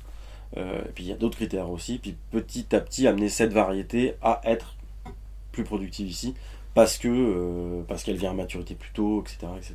Ça, c'est super important. D'accord, de le faire en fait par rapport à son terroir, sa terre, et que finalement d'année en année elle s'habitue Ouais. et qu'elle soit de plus en plus qu'elle ait de plus en plus de goût. Ouais. Ouais. Et de Voilà, garder une diversité génétique la plus ouais. génétique la plus diverse possible. Parce que finalement c'est ça le problème, c'est qu'aujourd'hui il y a des disparitions d'espèces qui ont mis des années à être sélectionnées. Il y avait une richesse, et donc qui dit richesse de légumes, de biodiversité de légumes, dit richesse aussi de nutriments pour des insectes, des choses comme ça. Ouais. Et finalement, ça fait partie des causes des disparitions de certaines espèces d'insectes, j'imagine, des choses comme ça aussi. Je pense que le bourdon qui vient butiner une courgette, une super courgette ou une courgette un peu bricolée juste pour être productive mais qui est en mousse, quoi. Ouais, tu penses qu'il n'y a pas de différence? Bon, Parce que je sais pas comment, il y a, comme on parle beaucoup des abeilles ouais. alors à Paris, tu sais, on Ouais. met plein de ruches partout et c'est que un certain type d'abeilles, Ouais. et finalement ils prennent le dessus sur les Oui. autres. Et, Ah bah oui. bon, j'ai l'impression qu'il y a une complexité du vivant qu'on ne mesure pas, et donc j'imagine que Yes. ça doit aussi. Ouais, ah bah là tu mets le doigt sur un truc hyper important, sur la complexité du vivant. Effectivement, les abeilles sont devenues des animaux d'élevage comme les autres. Enfin, l'abeille, ah zut. Bon, Qui il est, y a encore des variétés d'abeilles sauvages, Ouais. des espèces d'abeilles sauvages, Ouais. qui sont de moins en moins. Ouais. Puis il y a l'abeille Mais- bâtisseuse, il y a l'abeille qui est aussi. Oui, il y a plein de Enfin, sortes, il y a plein de sortes il y a d'abeilles, des versions d'abeilles qui sont juste solitaires, il y a il y a plein de manières de fonctionner pour elles. Mais l'abeille, alors je suis pas, on a des ruches ici, mais c'est pas moi le spécialiste. Ouais, ok. Et bref, l'abeille qu'on élève, c'est un animal d'élevage. Mm. C'est-à-dire qu'aujourd'hui, nous là, on élève sans faire de traitement. Mm. Bon, bah, les gens avec qui on parle nous disent c'est mort, t'auras rien, elles vont être malades, elles vont avoir le Ouais. varroa, enfin voilà, elles ont des parasites, comme tous nos animaux d'élevage. Et du coup, il y a des cas où t'as pas le choix que de venir traiter, alors même si c'est avec des huiles essentielles, mais t'as pas le choix que de venir traiter. Ouais. Et effectivement, il y a des coins, je crois qu'ils ont un énorme problème aussi à Berlin en ce moment avec ça, il y a des coins où il y a trop d'abeilles d'élevage, quoi. Ouais. Et où elles prennent le dessus, du coup, sur les pollinisateurs sauvages, alors que c'est eux qui, apparemment, font le meilleur job. Bon, je suis pas Pas expert, mais expert, c'est mais ce que tu voilà. entends, ouais. Bon, après, ce qu'il faut pour la vie, la complexité du vivant, comme tu le dis, c'est que ce vivant ait à boire, enfin, où habiter et de quoi manger. Voilà. Donc c'est sûr que quand on est dans ce genre d'écosystème ici, avec plein d'arbres, plein de haies, des caillasses, de la pâture, enfin plein de choses, un ruisseau qui passe, etc., il y a un certain nombre de niches d'habitats qui me permettent de jardiner avec des libellules qui se posent sur mes épaules, quoi, tu vois. Effectivement, en ville, bah oui, mais il y a plus d'habitat. Donc tu vois, en tout cas pour la qualité des pollens, je suis pas sûr la différence entre une super courgette et une courgette foireuse valent le coup. Par contre, la vraie différence, elle va être sur la présence dans un site ou dans un écosystème, dans un paysage, de plantes qui font du pollen au fur et à mesure de la saison, sur la plus grande durée possible. Donc très tôt, ici ça commence par le saule marceau, donc si t'as pas de saule marceau, en fait, ils ont pas ce pollen à ce moment-là de l'année, très tôt dans le printemps. Et puis si t'enlèves le lierre, alors à l'opposé au niveau de l'hiver, si tu arraches le lierre de partout, ou t'as juste plus d'arbres pour qu'il y ait du lierre qui pousse dessus, bah le lierre, je sais pas si t'as capté, mais ça fleurit l'hiver. Et c'est en fait une des seules sources de pollen l'hiver, quoi, pour les butineurs, quoi. Donc, et d'ailleurs, souvent, il y en a qui habitent entre le lierre et l'arbre. Donc, arracher du lierre, des fois, c'est juste tuer aussi des pollinisateurs, quoi. C'est pour ça que il est important de garder des zones plus ou moins sauvages, sans trop d'intervention humaine. Ça, c'est aussi un truc qu'on essaie de faire en permaculture. c'est d'avoir des zones, bon, des zones qui sont vraiment très très anthropo-contrôlées, et des zones, bon, on se met pas le doigt dans l'œil non plus, on a forcément un impact, mais qu'on laisse débrouiller pour garder des niches, quoi, pour le vivant sauvage, quoi. Voilà. D'ailleurs, on reparle de la permaculture. Il y avait une question que tu voulais aborder, c'est notamment qui te tient à cœur, c'est notamment la gratuité de la formation en permaculture ou de la transmission en tout cas. Ouais. Bah c'était un des sujets que je t'ai suggéré. C'est parce que j'ai eu quelques expériences du coup cette année là-dessus. Pour très rapidement, il y a un discours qu'on retrouve assez souvent sur les réseaux sociaux ou dans la vraie vie qui vise à dire mais en fait ce truc là, la permaculture, ça devrait être gratuit. C'est dégueulasse de faire payer les gens pour avoir accès à ça, etc. Bon, alors, juste 2 trucs à dire. C'est que si tu le souhaites, c'est gratuit. Déjà, il y a les bouquins. Alors, c'est pas gratuit, mais c'est presque rien. Tu peux Par rapport à certaines formations qui existent, bien connues et qui coûtent une blinde. Voilà, pour faire hyper clair, pour 100 € de bouquin, et là je pousse le vice pour 100 € de bouquin, t'es formé, si tu sais lire. Pour quelques centaines d'euros, normalement, t'as une formation de 10 jours, qui est le cours certifié de permaculture, qui est le format reconnu à l'international. Alors, c'est pas diplômant, hein, c'est juste le format qu'on essaie de pratiquer partout dans le monde avec le même contenu. Voilà. Parce que les principes de la permaculture sont applicables partout dans le monde, en réalité. La permaculture, c'est hyper contextualisé, donc les applications des principes sont hyper contextualisées, mais la théorie, elle fonctionne partout, pour tout le monde et pour tous les systèmes. Donc ça, pour quelques centaines d'euros, moi je me suis formé, j'ai fait mon premier cours certifié de permaculture pour 400 €, bouffe incluse. Et ça durait 10 jours. Et je roulais pas sur l'or déjà à l'époque, quoi. Aujourd'hui, il y a des gens dont je fais partie qui donnent aussi des facilités d'accès à la formation. C'est-à-dire, moi cette année, j'ai testé le prix libre absolu sans minima. C'est-à-dire que cette année, ici, tu venais, tu donnais absolument ce que tu voulais pour participer à la formation. J'en tire des conclusions, je vais peut-être faire évoluer le système, mais ce qui est sûr que je vais toujours laisser, quoi qu'il arrive, des espaces, ou peut-être une sorte de bourse, ou des places par formation pour que les gens qui n'ont vraiment pas d'argent puissent le faire gratuitement, ça c'est sûr. À quel point le prix sera libre, j'en sais rien.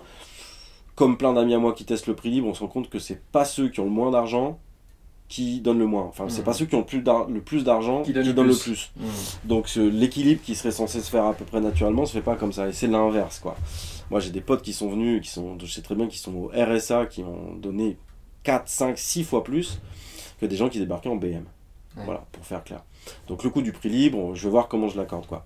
Maintenant, clairement, pour les personnes qui disent mais ça c'est d'utilité publique, ça devrait être, déjà, ok, t'as fond pour que la permaculture l'accès soit gratuit, c'est déjà presque le cas. T'as fond aussi pour que l'eau reste, mettons, juste clean et gratos, quoi. Voilà ce que j'avais à dire, juste là-dessus. C'est juste, en fait, ça existe déjà, ça coûte très très peu cher. Faut aussi bien se dire que il y a des gens qui s'en foutent, mais il y a des gens, dont je pense faire partie, qui ont attendu d'être suffisamment expérimentés pour transmettre.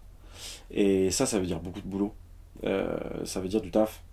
Pour moi, par exemple, ici, quand tu viens de former, l'important c'est de voir aussi un écosystème, un lieu où il y a beaucoup d'expérimentation, et où du coup, dont tu puisses t'inspirer, où tu puisses voir concrètement ce que ça veut dire, tel point, tel point, tel point. Et pour faire ça, c'est du boulot, quoi. C'est-à-dire que moi je taffe tous les jours de l'année pour développer ce système-là.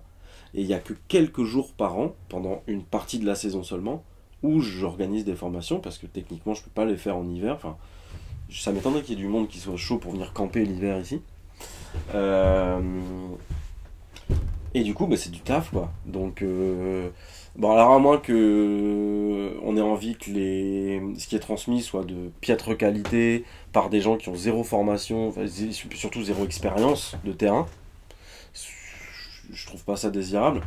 À ce moment-là, il faut faire un micro-effort et soutenir les gens qui travaillent à développer ce truc, qui n'est pas la permaculture, c'est pas un métier en fait. C'est pas une activité économique. C'est vraiment un mode de vie et c'est presque un projet de société, quoi.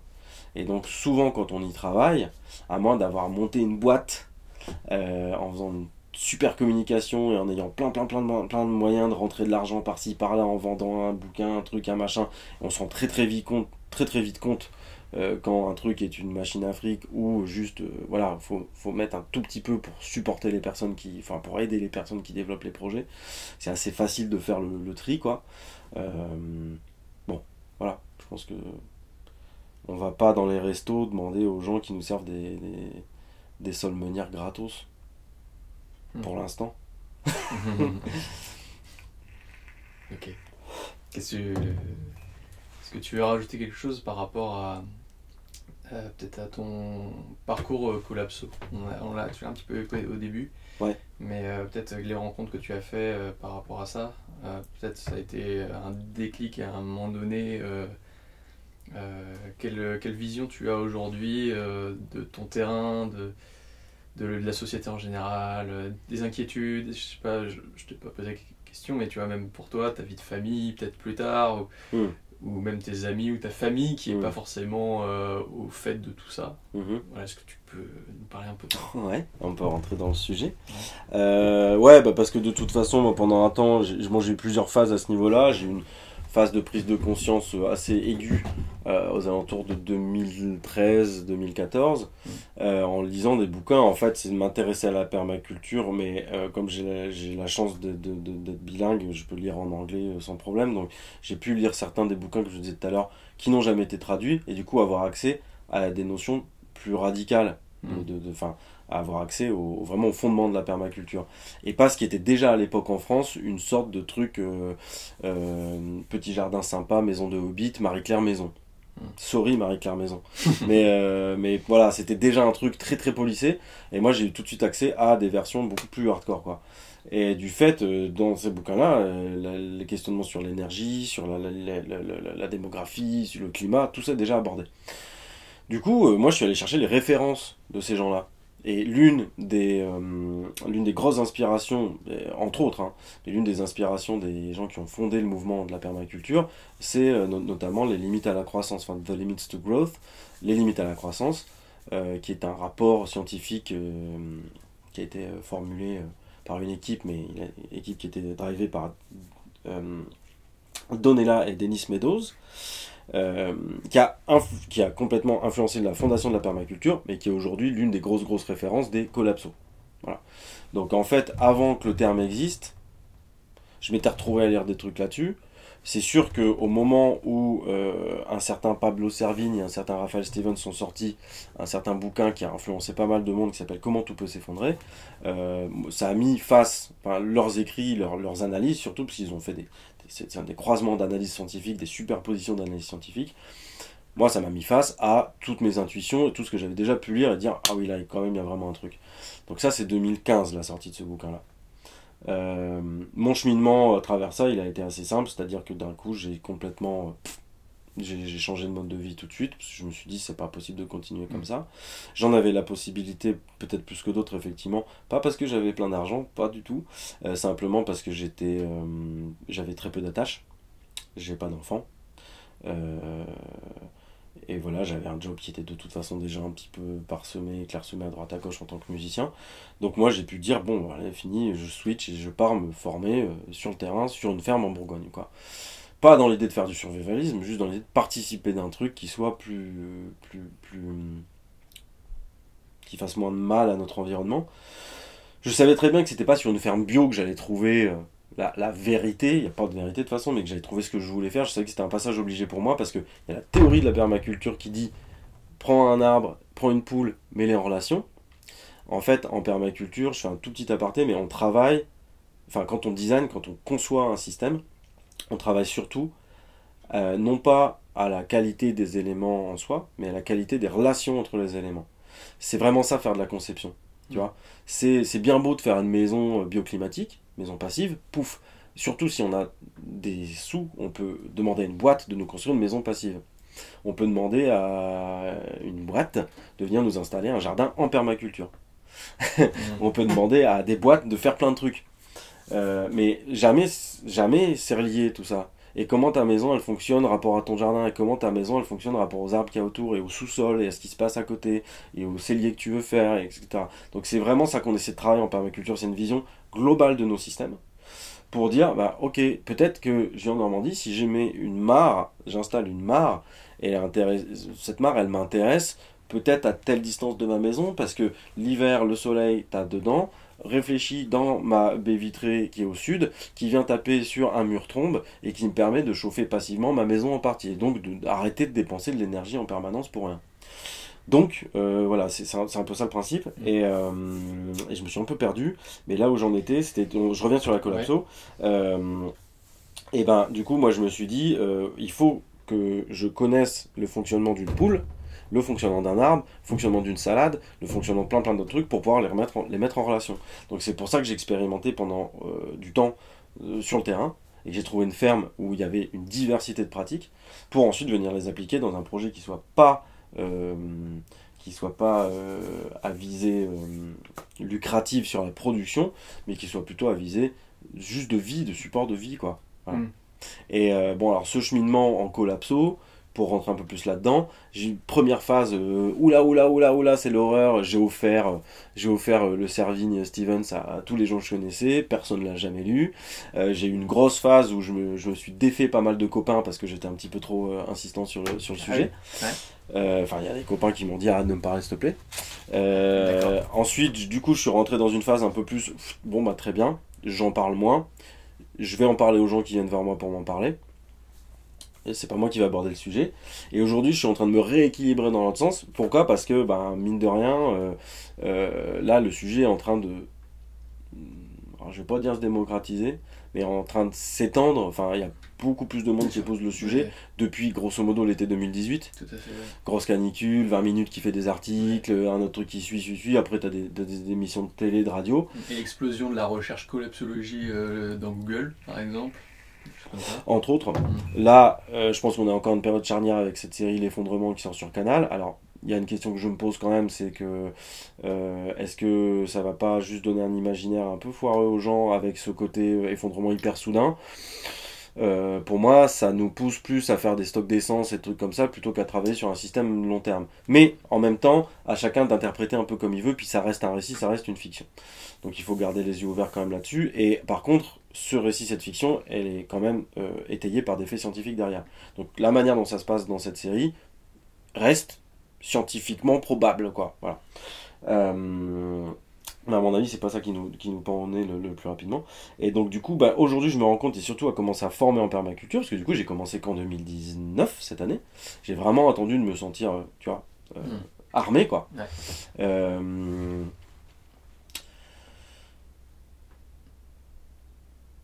En fait, les discussions se sont venues toutes seules pendant les formations. J'accueille les gens le vendredi soir, ils viennent en camping, et puis on est tous là dans un espace où on bouffe, et puis en fait, moi je dis rien, je parle pas de ça, et puis au bout de 5 minutes, tu te rends compte que tout le monde est dans ces réflexions-là. Donc la manière dont j'aborde ensuite le sujet, il est déjà super digéré par les gens, par la majorité des gens en tout cas, et pour l'instant, j'ai eu personne qui soit parti en pleurant ou en disant rendez-moi mes sous que je vous ai pas encore donnés parce que en plus si tu payes à la fin quoi. Genre. Et à dire vous faites un truc hyper anxiogène quoi. Au contraire, c'est les gens qui amènent le sujet sur la table et qui me poussent dans le truc. Donc aujourd'hui, je me remets du coup à en parler et à remettre la permaculture en lien avec ces questionnements-là. Ce qu'on voit en ce moment dans les grands médias, c'est comme un collapso bashing un peu. J'aime bien le dire un peu comme ça, en mode tout le monde, même les grandes figures écologistes, tout ça, disent oui, la collapsologie c'est intéressant, mais je me considère pas collapsologue, et tout le monde repousse ça un petit peu pour peut-être pas avoir cette étiquette-là, parce que comme si ça faisait peur aux gens, mais on se rend compte, et là c'est ce que tu expliques là, l'impression c'est qu'on se rend compte que finalement c'est ça qui aussi fait bouger les gens à un moment donné. Ouais. Pourquoi ils viennent là se former en permaculture ? C'est parce qu'à un moment donné, y a un truc qui sort du quotidien, du ronron de la consommation, de notre confort, et qu'à un moment donné, la peur fait avancer aussi Et puis en plus, l'approche de Pablo Servigne, en tout cas, et de Raphaël Stevens, et de tous les bouquins qui ont suivi après, personnellement, moi je la trouve assez intelligente parce que ils sont pas restés juste au constat froid scientifique. Ils ont beaucoup parlé des émotions, du travail en commun, de la solidarité, des choses hyper belles qui donnent envie de se bouger en fait. Ouais. Et donc moi personnellement, je sais pas toi, mais moi Mhm. je ne comprends pas très bien cette tendance-là, c'est un peu vicieux et bon. Et ça m'attriste un peu de voir ce discours-là dans les grands médias. Mais, Alors, voilà. là, je suis d'accord avec toi. Alors, moi, les grands médias, je t'avoue que du coup. Tu les suis pas trop. Bah, de moins en moins, du Ouais. fait. Moi je le fais parce que Ouais, je suis mais un peu dedans, mais ouais, je me tiens pas assez connecté en fait là-dessus. Mais bon, je capte quand même un petit peu ce qui se passe. Déjà, concernant le terme, moi, je me considère pas comme collapso. Mm. Bon, déjà, collapso, si on ne met pas la fin, ça veut rien dire. Mm. Collapsologue, Mm. ce terme qui a été inventé par Servigne et Stevens, Ouais.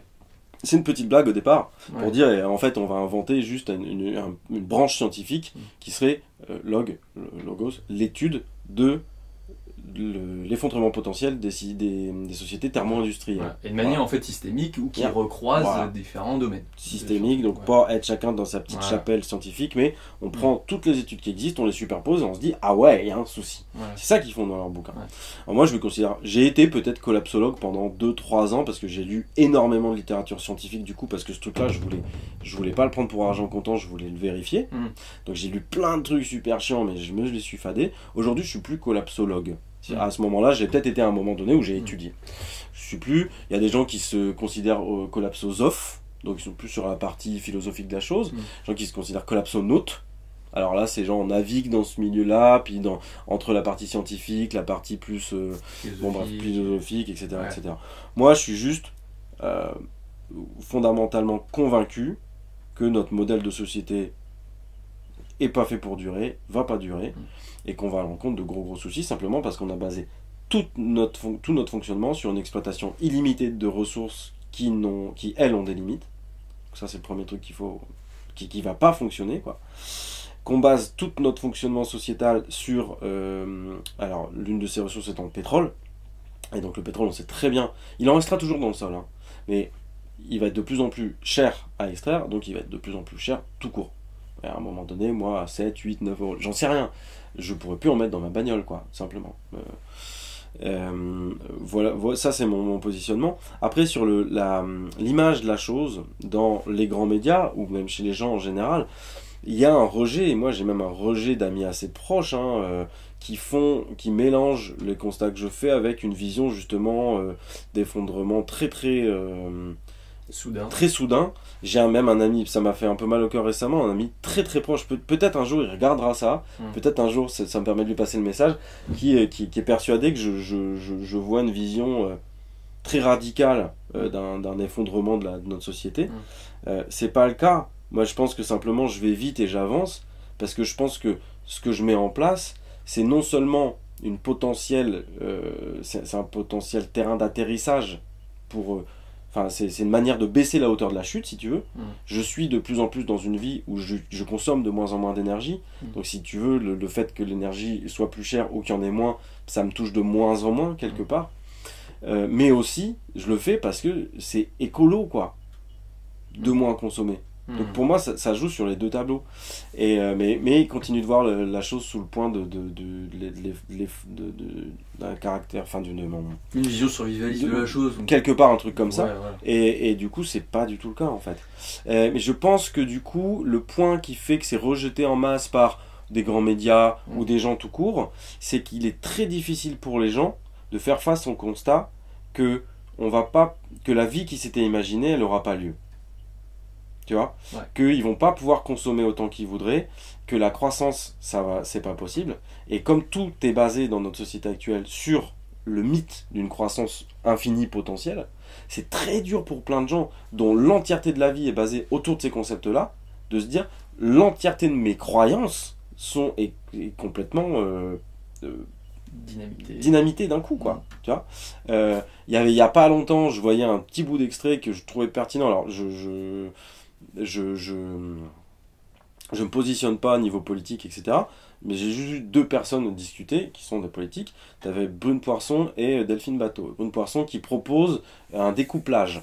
C'est-à-dire que on continuerait de croître, mais on utiliserait moins d'énergie. Et en fait, ce truc, ça n'existe pas. Scientifiquement, il est prouvé que ça n'existe pas. Voilà.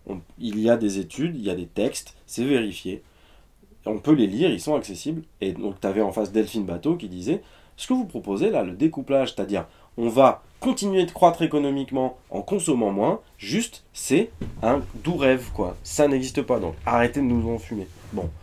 Et je crois que c'est ça qui touche beaucoup de gens, mais ça peut être les gens qui parlent dans les grands médias en question, qui sont quand même un reflet, enfin en tout cas un peu des porte-parole du système en place, que ton pote qui se défend, tu vois, contre en fait le fait simplement ton propre mode de vie lui envoie une agression pas possible parce qu'il se dit attends, c'est quand même mon pote, il fait tout ça pour ces raisons-là, je sens bien qu'il a des vraies raisons pour le faire, mais j'accepte pas.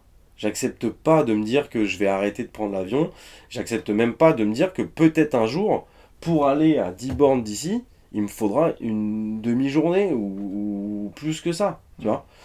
Et je crois qu'il y a le système en fait se débat face au constat qui est clair et qui est très difficilement niable, quoi, en fait. C'est comme ça que j'explique. Ok. Pour peut-être finir, terminer, est-ce que tu peux, là ça fait un peu en mode Thinkerview, une chaîne YouTube que j'adore. Pareil. Mais est-ce que tu as 2-3 bouquins à conseiller? Oh. Il pose cette question-là, je la trouve très pertinente parce que j'aime bien la poser aussi, donc vas-y. Tu vas me faire la bouteille à la mer aussi? Non, la bouteille à la mer, non. Non. La faire, non. Les bouquins, putain, il y en a tellement et j'ai tellement bouffé que ça à un moment que c'est un peu complexe et j'étais pas préparé. Pour la permaculture en tout cas, Permaculture One et Permaculture 2, donc le 1, le 2, sorti à 2 ans d'intervalle, je crois, dans les années 70, donc ça existe en français. Ça donne les bases. Je conseille plutôt ceux-là pour se mettre dans le jus, dans le bain, que des trucs plus récents sortis qui font déjà l'impasse sur une part un peu radicale de la permaculture. Ensuite, pour les personnes qui lisent en anglais, Permaculture Designer's Manual. Alors c'est un gros pavé, mais vraiment c'est un super outil, parce que c'est un bouquin qui a été écrit après beaucoup d'années d'expérience, enfin une grosse dizaine d'années de retour sur expérience, que les fondateurs de la permaculture ont eu via des gens qui ont lancé des projets un peu partout, donc ils se sont mis à voyager pour voir comment ça se passait, et ils ont dit ok, ce qu'on avait dit là, ça marche pas tant que ça, par contre ce qu'on avait dit là, ça marche hyper bien et ça marche partout. Donc c'est une espèce de remise à jour un peu plus précise pour dire voilà, ça c'est ton bouquin pour avancer vraiment. Et après, il y a des bouquins en permaculture qui dérivent sur plein de sujets, mais on va dire que cela c'est la fondation. Et après, moi, un truc qui a été un peu fondateur, qui a été très fondateur pour moi, qui est très reconnu, qui est vraiment un basique de chez basique dans le milieu de la permaculture, mais que plein de gens je pense connaissent pas, c'est La révolution d'un seul brin de paille, d'un japonais qui s'appelle Masanobu Fukuoka. Et c'est un bouquin que moi je trouve très poétique. Alors c'est un agriculteur, c'est quelqu'un qui était un scientifique qui est revenu travailler sur la ferme de son père, sur la ferme familiale, qui s'est planté à plein de niveaux et qui a théorisé ce qu'il appelle une forme d'agriculture naturelle. Et au final, c'est pas un bouquin technique d'agriculture du tout, c'est très poétique. Mais surtout que c'est lié un peu au Japon, quoi. Il parle des trèfles, du riz, enfin bon, c'est très local, quoi. C'est super local, c'est les cultures qui font là-bas, que lui fait, que lui faisait déjà, mais qu'il a essayé de réadapter avec d'autres techniques. Mais c'est un bouquin, moi, qui m'a ouvert les yeux sur plein qui m'a donné accès à plein d'autres choses, en fait, derrière. Donc celui-là, je pourrais vraiment le conseiller fortement à des personnes qui sont pas qui ont même pas forcément envie de faire de l'agriculture. Après, moi je pense que la leçon de tout ça, c'est intéressons-nous à nos vies, quoi. Intéressons-nous à ce qu'on bouffe. Et je veux dire pendant la majeure partie de l'histoire de l'humanité, chaque personne était très très proche, le nez sur sa production alimentaire, quoi. C'est très très récent dans l'histoire de l'humanité qu'on ait une majorité à s'en taper, à faire d'autres choses du tertiaire et à se retrouver à lâcher un billet pour acheter un peu de bouffe, quoi. Mais avant ça, les gens savaient comment ça se faisait. Et du coup, ça veut dire, cet été, c'est pas terrible. Moi, aujourd'hui, quand j'entends des gens qui disent oh, l'automne, l'hiver, il fait froid, ou il pleut, rendez-nous le soleil. Merci. Mais non, en fait. Moi, je suis très heureux qu'il ait plu non-stop depuis septembre parce qu'il n'a pas plu de l'été. Je suis très heureux quand il fait froid parce que je sais que c'est ça qui permet aux arbres de faire des fruits l'année d'après. Il faut qu'ils gèlent, quoi. Et le fait de se réapproprier ces savoirs-là, ça permet juste de vivre un peu plus proche de la vraie réalité de nos vies, quoi. C'est-à-dire, à un moment donné, on bouffe des trucs qui sortent du sol. Moi, la réalité qui vient la réalité des fermes urbaines avec des lampes sur je sais combien d'étages, avec des types avec des masques qui font pousser des salades. Je sais pas s'il y a des gens que ça intéresse, mais moi ça me fait flipper total et je veux pas ça, quoi. Donc voilà, je trouve ça intéressant. Ce bouquin, en tout cas, La révolution d'un seul brin de paille, permet de reconnecter un tout petit peu, ou en tout cas de donner envie de se reconnecter à ce qu'on bouffe, à comment on se chauffe, à tout ça, quoi. Petit clin d'œil à Sauvage sur un plateau, à Bande de Sauvages, qui est l'association, une grosse association alternative à Caen, et on avait interviewé les fondateurs de l'asso il y a un peu plus d'un an maintenant, et ils nous avaient parlé de ce bouquin, Okay. Donc voilà, petit clin d'œil à eux. Merci Sylvain. Ben, merci à toi. Et pour finir, tu peux juste donner je sais pas, une adresse mail, quelque chose pour qu'on te retrouve, qu'on puisse s'inscrire à la prochaine formation. Donc vas-y, Eh bien pour l'instant c'est une page, il y a une page Facebook. Ça s'appelle Sylvain-paysan permaculteur. Là je donne des news. Donc là-dessus, il va forcément y avoir les infos qui vont se retrouver et le contact. Et je pense que mon mail lié à cette activité-là est sur la page. Sinon, si je me plante pas, c'est sylvain.paysan.permaculteur@ecomail.fr. Ok. Et au pire, tu la mets dès ce soir sur la page Facebook comme ça. Oui, sûr d'avoir c'est fait. voilà. Donc Sylvain-paysan permaculteur, normalement vous me trouvez et toutes les infos pour les formations elles restent. Super. Merci beaucoup Sylvain. Merci à toi.